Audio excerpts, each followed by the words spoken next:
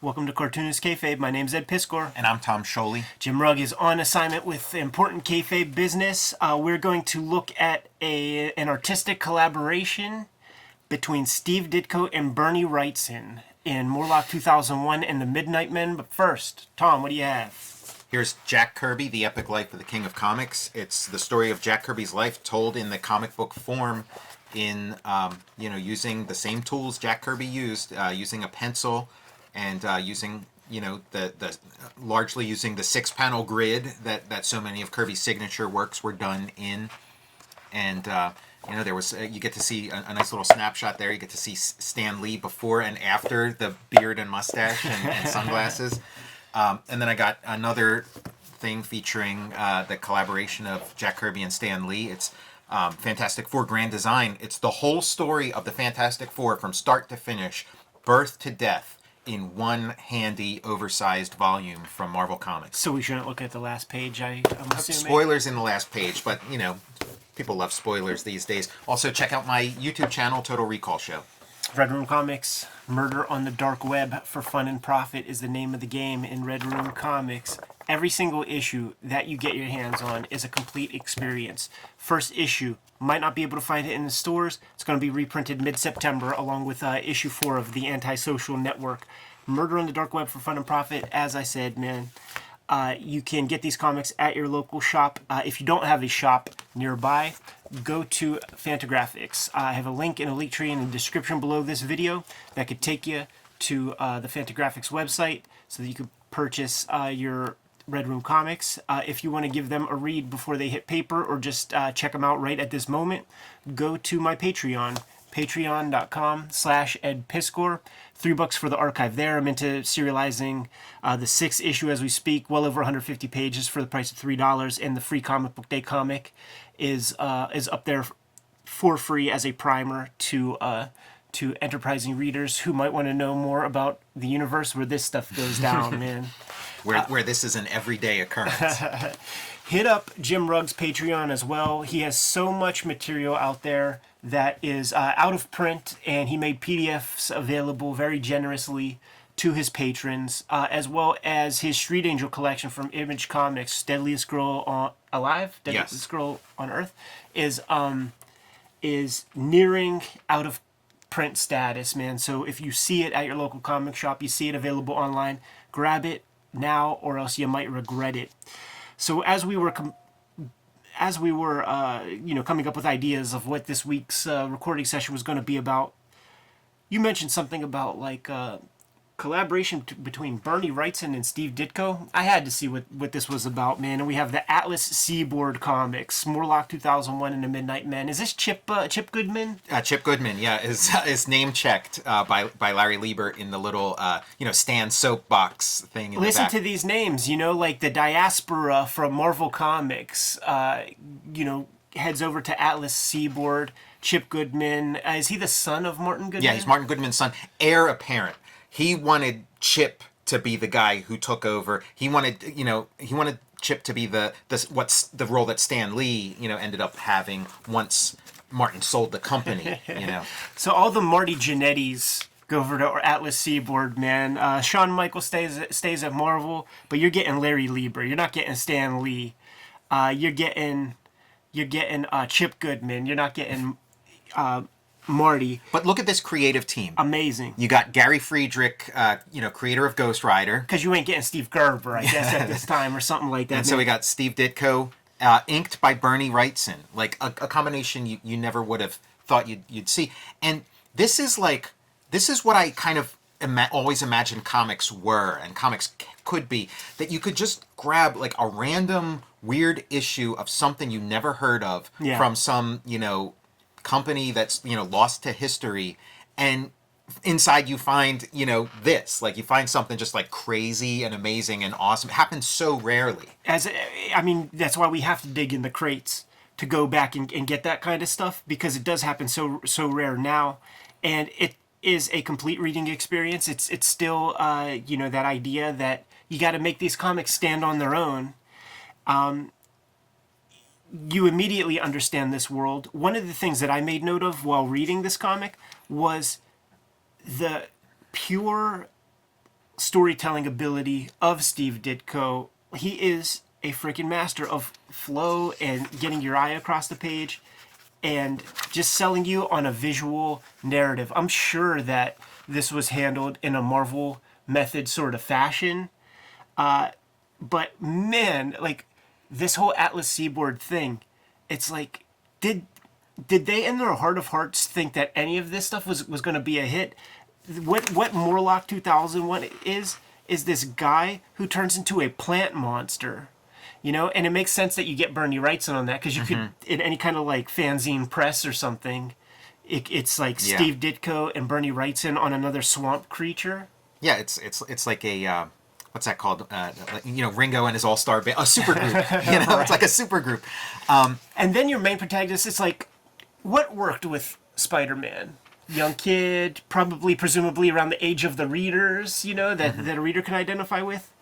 So let's just flip that script and make it some a crusty old man with Quicksilver's hair. That's the thing. It's like it's the 70s, and it's like, you know, they're making everything kind of like complicated and dark and downbeat, and you know, to try to make it interesting, but it really is like, keep it simple, stupid. Like Marvel Comics, they're really simple. You get, you know, they have their little twist or whatever, but like they're pretty straight.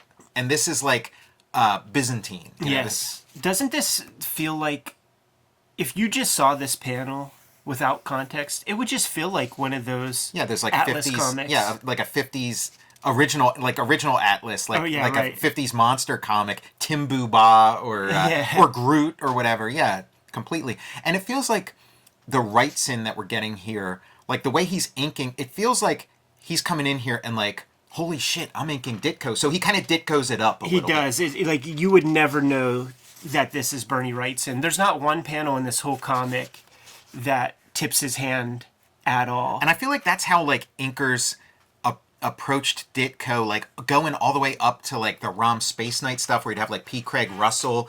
It's like, I'm inking Ditko. So they like try to deliver like classic Ditko. It also makes me think about the role of inker, and when was it a situation where the inker was kind of like allowed to show their hand a little bit? Like, I mean, was it Sienkiewicz? Like, right, like yeah, who's the that's inker? Was it interesting. Klaus Janson? Like, who's the guy that you know, made the inker a star? Yeah. Because you know, you could confuse Dick Giordano with Tom Palmer. That's possible. Yeah, I mean, I guess like Sinnott would be like an early superstar, but again, like his style is not like style. It's kind of like polish, you know, like, which is sort of like the ideal inker thing to do, is to polish. We have a very Orwellian. If these big eyes on these hats and stuff didn't tip it off, very Orwellian, Fahrenheit 451 / The Prisoner kind of universe. Man, books are banned. Which again, it's very 70s, like that, like 70s cinema. If you had a future,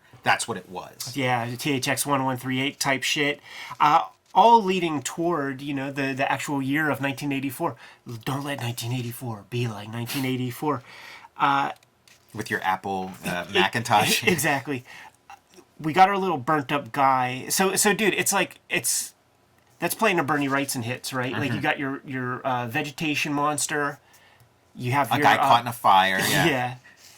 And like, I think another thing that's happening here is so often, like with old comics, they're so much more interesting, like out of context. Like, I feel like if I read issue 1 and issue 2 of this, whatever the title is, it's so fucking 2001 Midnight Men or whatever. Right.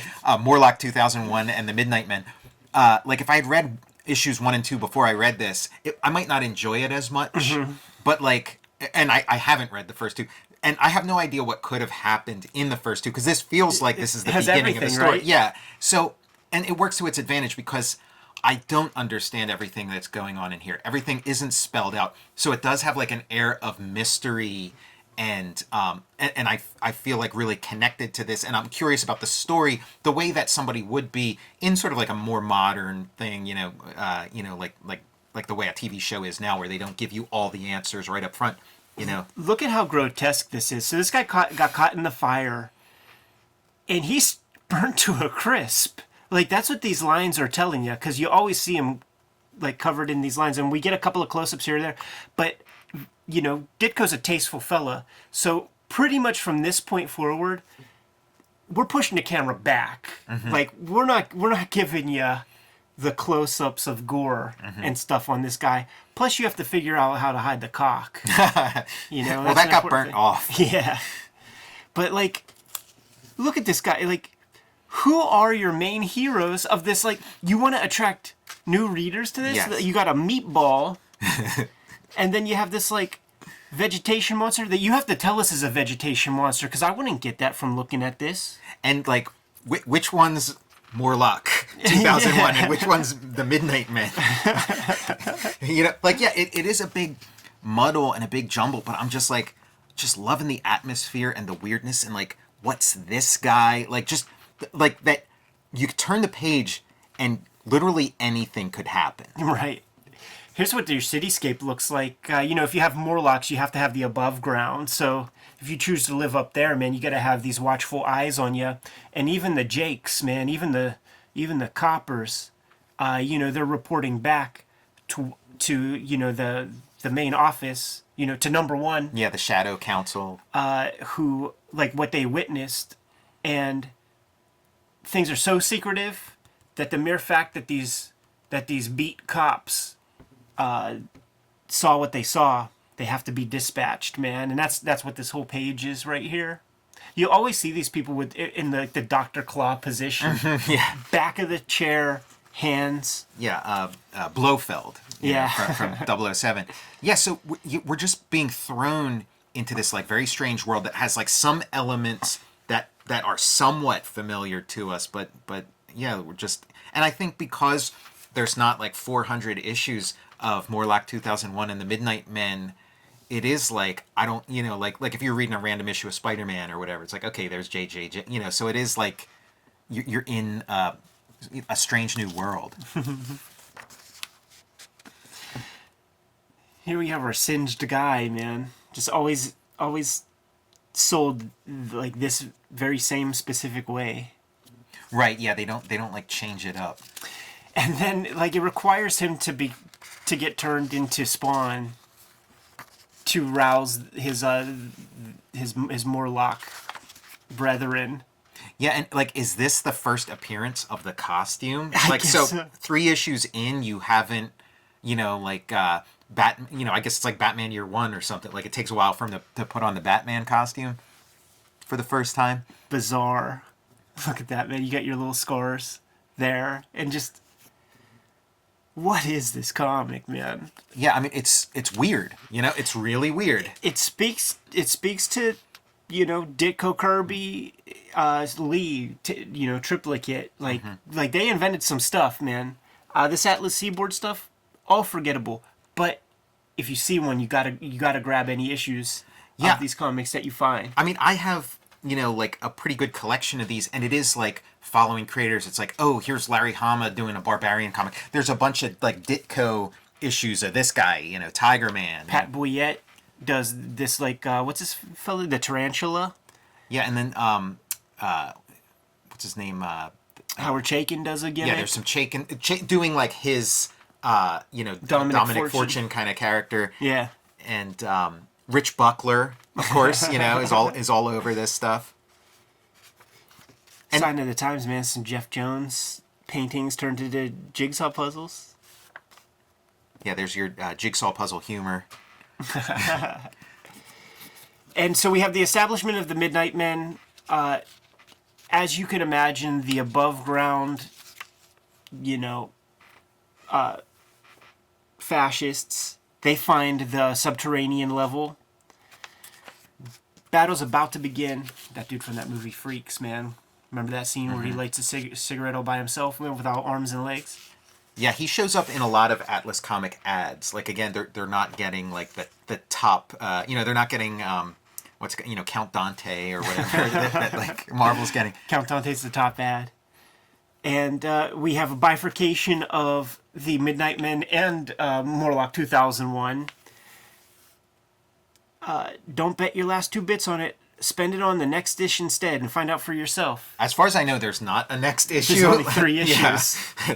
and there's nothing here that's telling you that farewell. That this was, created a couple months before the numbers came back or something like that. But it's done. It's over. Yeah, it was a brief, beautiful era for comics when, you know, it was kind of like, oh wow, is this gonna, you know, because they were pulling a lot of talent and stuff, and at Marvel there was some concern, and there was some kind of like, you're not really going to go over. If you go over, you know, you got to choose us or them or whatever, you know. You still see all these names, right? Like it's you know, David Kraft, Frank Thorne. And like, how's this for you know, some Shakespearean drama? It's, you know, Stan Lee's brother, like Et tu, Brute. Right, yeah, right. Like, yeah, Cain and Abel. And this is him selling, yeah, like Stan has some showbiz, you know, Yeah. he kind of knows the deal. Like, why don't you just gussy that up a little? This could be a chick track. Right, yeah, you need a little like, you don't actually have to shave, but you can at least like shave your drawing of yourself. And you don't have to like show the wraparound sideburn gimmick. Like in the Valiant comics, they did that same version, like, of trying to manufacture a bullpen bulletin thing with Jim Shooter, and it's him with his power ponytail and his like shoulder pads, fucking 80s yuppie suit. And he's creating fake words and fake jargon for what his bullpen is. Nah, bro, is the bullpen. And it's like, you guys just don't understand. Like, that has to be built in, man. You can't manufacture that. Kids smell a fucking rat. But, I mean, like, I feel like Larry Lieber is maybe a victim of his own genuineness. It's like, okay, all that phony bullshit, that's Stan's thing. I'm just a real guy. Like, Stan's a big fucking phony. I'm a real guy. Like, and it's interesting when you see interviews where Larry's talking about Stan and where Stan's talking about Larry. Like, you could tell there's like a tenuous kind of, you know, relationship. But it's like, yeah, like, maybe if he had gotten like the Stan Lee rug and threw on some shades, maybe there would be like an issue 300 of Morlock 2001 and the Midnight Men. I very much doubt it. I very much doubt it, man. All that said, man, it's still very cool to give a gander at a peek between an artistic collaboration between Steve Ditko and Bernie Wrightson. Even though you don't see much Wrightson on the page, it's still fun to know that artistic, you know, collaboration happened. Yeah, I mean, this is why I'm in it. This is why I still hit, you know, the dollar bins whenever I get a chance, because you just don't know what might be out there. It's true, man. Kayfabers, like, follow, subscribe to the YouTube channel, hit the bell, will notify you when new vids are available. Tom, what do you have? Check out Jack Kirby, The Epic Life of the King of Comics. Fantastic 4-grand design. My YouTube channel, Total Recall Show. And my Patreon, go to patreon.com, search Tom Scholey. Jimmy couldn't be here today, but hit up his Patreon, check out his wares, man. Street Angel, Deadliest Girl Alive is a collection of all of his Image Comics Street Angel work, and that's quickly going out of print. So if you see that comic in the wild, get your hands on it ASAP. Hit up his Patreon in the link below this video. Red Room comics are out there in the wild, coming out every 4 weeks. Issue 4 is coming out mid-September, as well as a reprint of issue 1 with a sketch cover. Get your hands on that. If you don't have a good comic shop in town, grab these comics from Fantagraphics at my link tree in the description below this video, or if you want to read them before they hit paper or digitally, go to my Patreon, patreon.com/edpiskor. $3 for the archive there. Well over 150 pages of comics, and the Free Comic Book Day comic is up there for free as a PDF. We have a Cartoonist Kayfabe newsletter. We have merchandise available, shirts, hats, mugs, bags, all that sort of stuff. I want to thank everybody who supported that, who kept the lights on by supporting us through grabbing Kayfabe merchandise. You could get there at the links below this video. Jimmy is not here, Tom, to give us the marching orders, man, so will you please do the honors? Read Morlock comics.